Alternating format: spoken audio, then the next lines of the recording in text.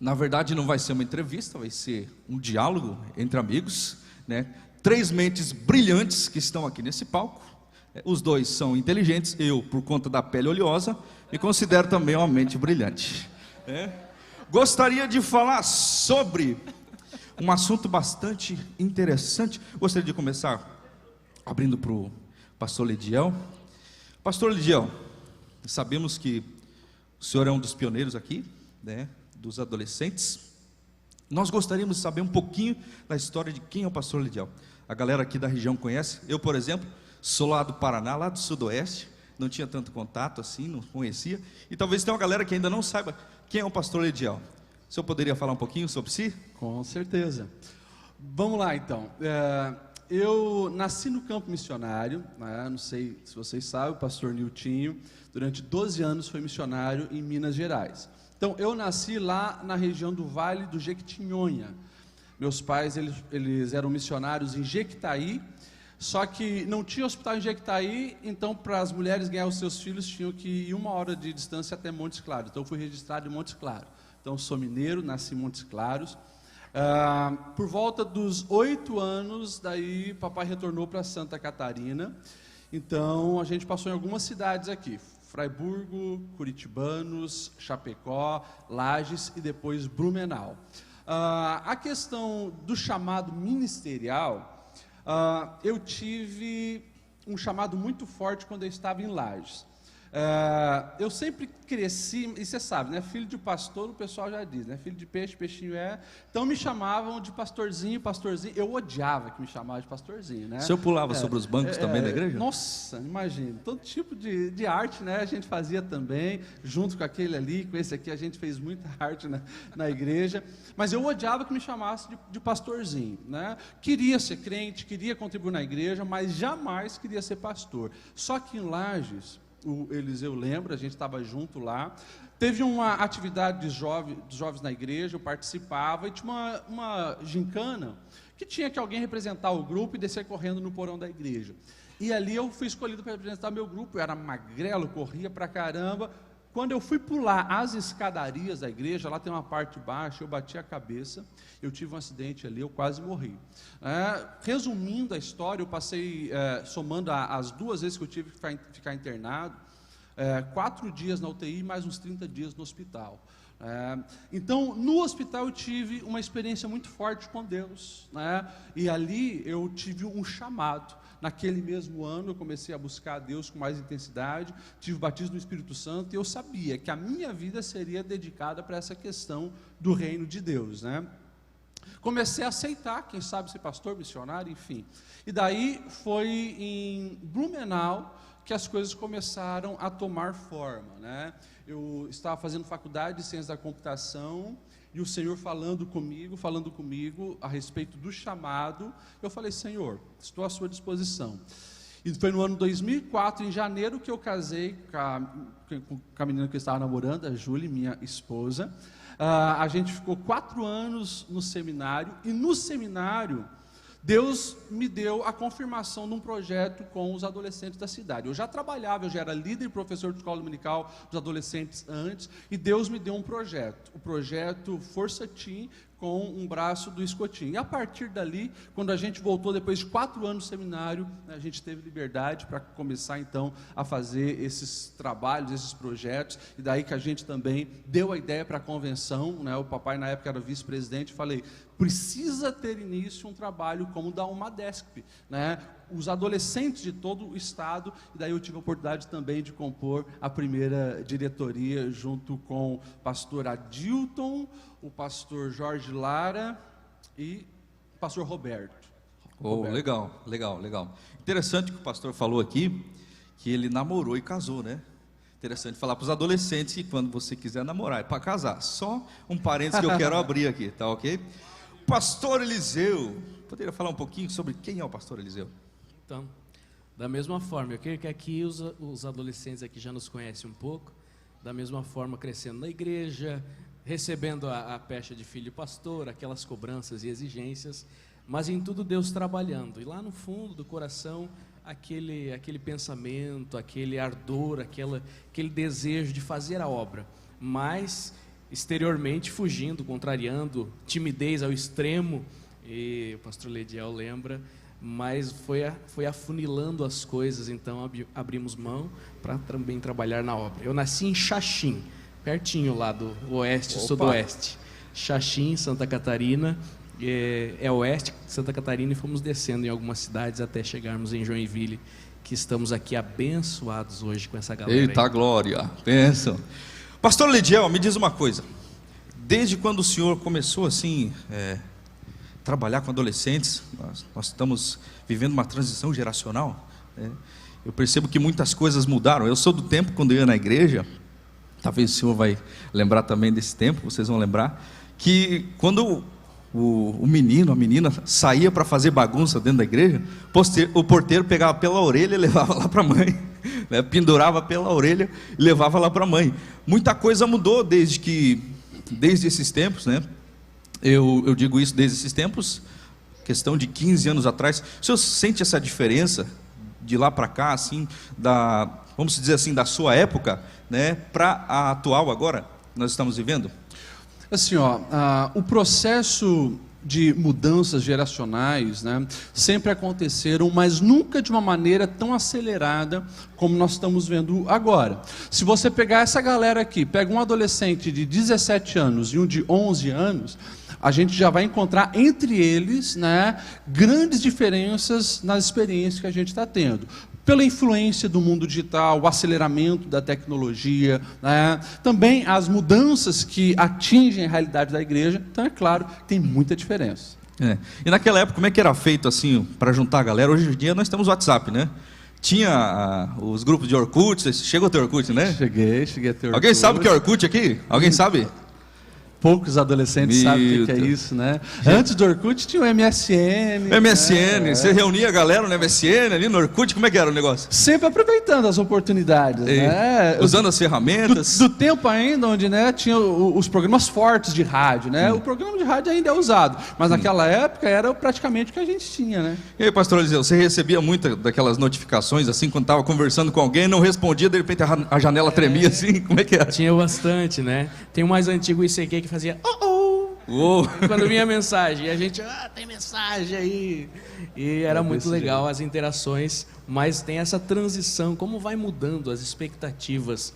Eu vejo, na verdade, que nós precisamos hoje incentivar toda a galera a uma profundidade maior bíblica. O que nós ia fazer numa tarde? Gincana bíblica. O que nós ia fazer? Estudar um versículo bíblico e responder perguntas, decorar livros da Bíblia. E hoje tem alguns que não conhecem muito, eles não leem a Bíblia ainda, eles não conhecem os livros de cor.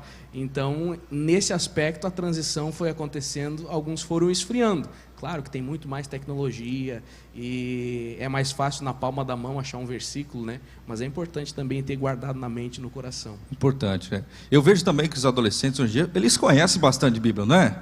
Quando Jonas negou Jesus, todo mundo sabe dessa passagem, conhece, né? Todos os animais que Moisés colocou na arca, todo mundo está ligado. Eu acho que às vezes existe uma certa injustiça com essa nova geração. Não estou certo, minha gente? Não estou certo? Não? Não? Mas isso é um fator interessante, né? Por quê? A gente pode tirar um grande aprendizado disso. Nunca na história da humanidade houve tantas oportunidades para a gente ser distraído, né? Por quê? Aqui, um celular, você tem o mundo inteiro na mão.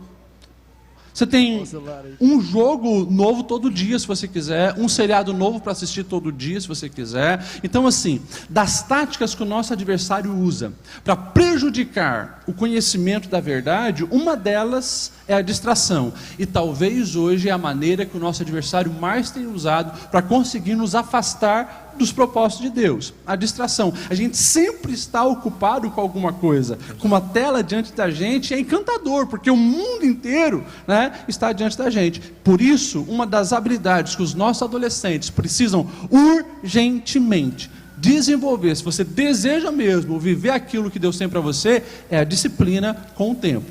É aquilo que o apóstolo Paulo vai falar aos Efésios, né? Remindo o tempo porque os dias são maus. Exatamente. E eu não sei se vocês percebem nessa transição geracional a velocidade com que as coisas funcionam. O pastor entende bastante de tecnologia.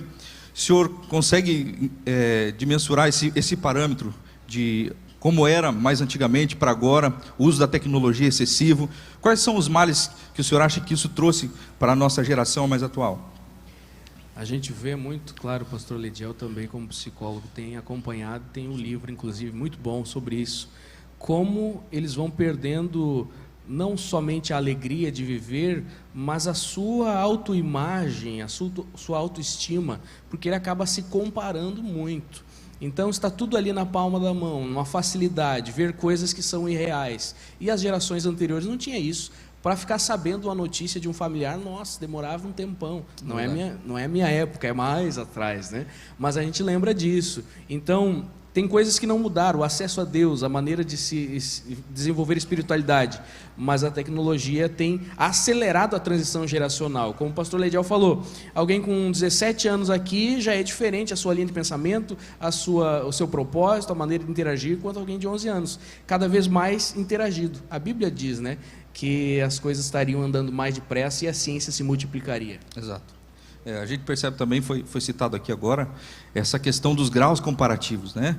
Você vê, às vezes você olha um influencer, um digital influencer lá na internet, aquela moça, aquela foto top, assim, sabe? Aquela foto bonita, num lugar bacana, e mal as pessoas sabem que essa garota talvez tirou umas 300 fotos e ela escolheu a que ela menos detestou, né? Os graus comparativos. O senhor acha que isso talvez pode ser uma porta para a depressão? Sabia que isso aí já é uma doença, é chamado de selficídio. Não sei se já ouviram falar. Selficídio é essas pessoas que elas ficam tão focadas e fissuradas pela foto perfeita que chegam a gastar meia hora, 1 hora para conseguir uma foto e fazer a postagem daquela foto, né? Isso já é um transtorno psicológico que tem afetado muitas pessoas. E, com certeza, tudo isso tem influenciado na qualidade emocional. Gente, assim, deixa eu falar uma coisa bem séria para vocês. Nunca houve um tempo onde as doenças da alma estiveram no topo da OMS, Organização Mundial de Saúde, como nos nossos dias. Um dos fatores é esse, é a comparação. E geralmente acontece de maneira inconsciente. Porque eu estou aqui no Instagram, né? Eu não estou aqui com a minha mente pensando, essa pessoa que postou essa foto hoje, né, nesse restaurante, deve que ela vai aqui uma vez por ano. Não. A gente recebe atualização talvez de 1 a 10% das pessoas que a gente segue. Todas as pessoas praticamente, elas colocam coisas boas. Então, a gente precisa ter essa noção. O que eu estou vendo ali não é a realidade. Às vezes, a gente se coloca numa posição de inferioridade, de ingratidão, de não contentamento com a vida que a gente tem, por passar muito tempo nas redes sociais. Interessante que isso não é achismo. Existe já hoje centenas de pesquisas ao redor do mundo que comprovam que quanto mais tempo as pessoas passam nas redes sociais, mais infeliz elas se sentem, justamente pelo fator da comparação, né? Nossa, todo mundo tem a roupa de marca que gostaria, todo mundo tem o iPhone legal, todo mundo passeia em outro país, só eu estou vivendo essa porcaria de vida aqui. Mas essa não é a realidade, ainda mais numa sociedade das aparências. A sociedade hoje está tão doente, povo, está tão doente, que eu não sei se vocês sabem, existe um mercado que está em expansão de aluguel de roupa, não para ir no evento, para fazer uma foto. Você vai lá, você aluga a roupa, durante 10 minutos, você tira as fotos que você quer e pronto, e deixa a roupa lá. Os hotéis hoje, eles estão fazendo entrada de meia hora. A pessoa não vai lá passar a noite, a pessoa, ela vai lá, ela vai fazer foto, então ela faz uma pose ao lado da piscina, ela faz uma pose deitada na cama no quarto, meia hora ela vai embora só para postar nas redes sociais. E o problema? Tem gente que está aqui do outro lado sofrendo, achando que os outros estão tendo aquela vida maravilhosa. E às vezes eu vejo muito crente, né? Vai lá e posta umas fotos meio escandalosas, né? De cunho lascívio, vamos dizer assim, com os salmos da Bíblia. A gente não faz isso. Pode falar isso é cringe? Não, vou falar, dá para usar ainda? Ou é cringe falar cringe, né? Acho que já virou cringe falar cringe. Virou cringe falar cringe, mas enfim. Agora até na igreja acontece, né? Como o pessoal vem ali, tira uma selfie, mas ele nem prestou atenção no culto. Posta uma foto, que glória, mas ele estava postando foto. Então nós temos que equilibrar isso, né? O culto estava top. O que foi pregado? Eu não lembro. Vocês acham assim, opinião de vocês, que tem como, existe a possibilidade do adolescente cristão se manter firme e fiel nessa geração digital? Tem como? É possível? Com certeza. Nós somos cidadãos do céu, nós vivemos uma contracultura. Amém. Amém? Amém? Amém, irmãos? Veja, nós temos as ferramentas à disposição. E, na verdade, eu me alegro que eu vejo muitas iniciativas maravilhosas por aí, maravilhosas. Pessoas pregando a palavra. Tem ali um Instagram, ele usa para falar versículos, para dar testemunhos, para falar de coisas boas também.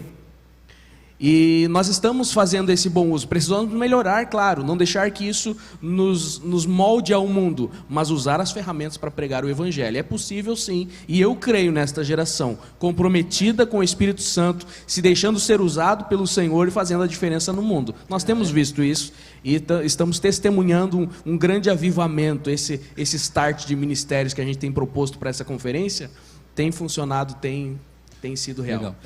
Os projetos de Deus, só complementando, sempre foram contra a cultura. A gente pensa, nossa, mas a sociedade hoje, né? Realmente, mas todas as sociedades, todas as épocas, elas estavam na contramão de Deus. Citei Daniel, né? O texto ali de Daniel 1:8, se você estuda a cultura babilônica, você entende que no meio das refeições tinha uma imoralidade sexual. E ele diz, não vou participar disso. Se você pega, por exemplo, as cartas de Paulo e você lê Corinto, a carta de Paulo aos Coríntios, aos Efésios, e você entende que ele estava ali ensinando Timóteo naquela geração perversa onde a homossexualidade era tão exacerbada como nos dias de hoje, a prostituição era tão exacerbada como nos dias de hoje, e ele se manteve santo. Nós também, com certeza, se estivermos ligados ao Senhor, devemos estar sempre na contramão, em santidade, e como o pastor Eliseu falou, usando as ferramentas para esse novo tempo.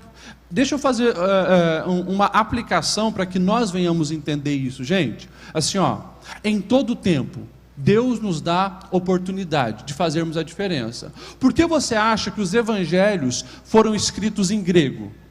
Mateus, Marcos, Lucas e João foram escritos em grego. Justamente pelo fato, ela era a língua falada em torno do Mediterrâneo. Eles entenderam, vamos escrever em grego porque vai alcançar mais pessoas. Quando a gente vai estar celebrando a reforma protestante agora, né, amanhã, dia 31 de outubro, Lutero, o que ele faz? Ele faz uma leitura do seu tempo. 50, 60 anos atrás dele, havia surgido a imprensa. Ele usa a questão dos livros para propagar as ideias. Quando você chega no Brasil, por exemplo, Daniel Berg e Gunnar Wingre, qual a leitura que eles fazem? Gente, o povo está com um jornal na mão, vamos lançar o nosso jornal, Mensageiros da Paz. Ou seja, Deus sempre levantou pessoas que fizeram a leitura do seu tempo para fazer a diferença. E daí você acha que Deus nos colocou na era digital por quê? Gente, Deus espera que nós venhamos usar a era digital para isso.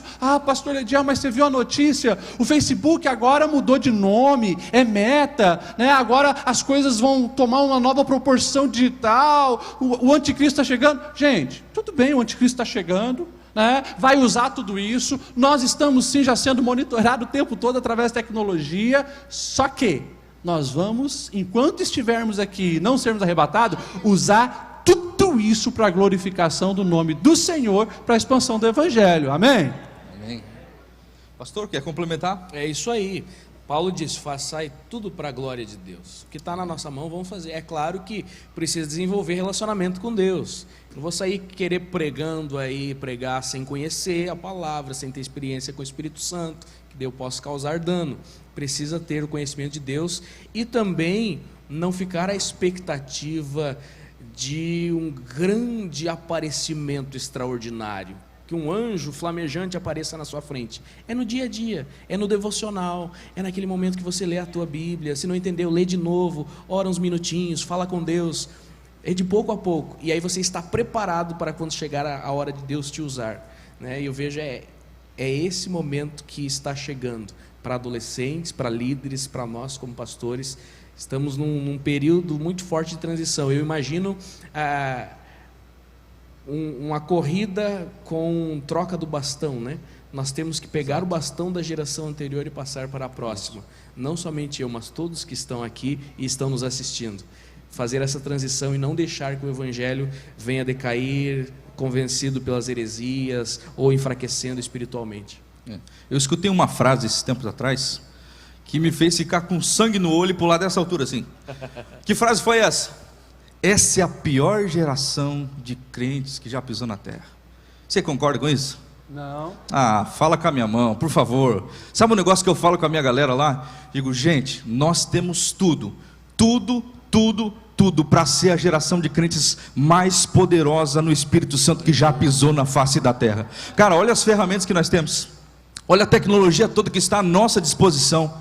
Se cada crente entendesse que o que ele tem aqui não é uma central de entretenimento, mas sim uma ferramenta poderosa que Deus disponibilizou para nós, cara, as cidades ficariam pequenas para o tamanho do poder e a glória de Deus que iria invadir a nossa nação. Alguém mais acredita nisso? Glória a Deus. Glória a Deus. Nós queremos encerrar esse bloco. Quero que você se coloque de pé e eu quero que você aplauda Jesus pela vida dos nossos convidados. Deus abençoe, pastor, muito obrigado, tempo produtivo, abraço queridos, continue firme nessa programação, que Deus vai falar muito ainda com a gente aqui.